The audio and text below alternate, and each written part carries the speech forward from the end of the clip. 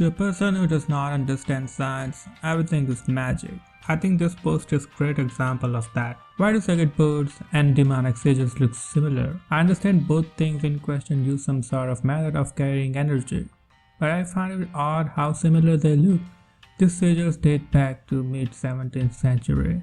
When I saw this, I was like, do people actually believe in this too? You telling me that there are people on the planet that thinks that we summon demon in order to make the computers work? I wished it was that easy. To me, whose work is programming computers and designing electronic stuff, this is the most absurd thing I have ever witnessed. I was like, do I even need to debunk this? Then it hit me. I think I took my intellect for granted.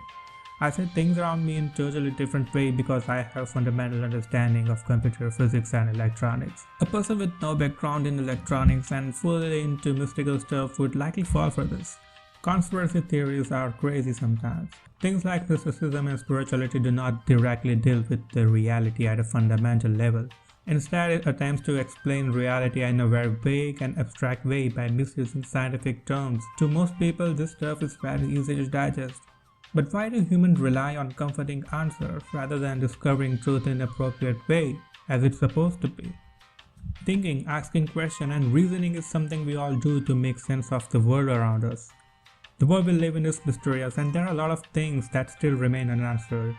But how you approach to this complex question is also important. Scientific evolution is the greatest achievement of humanity as it allows us to look at the world from entirely different ways than the religion offer.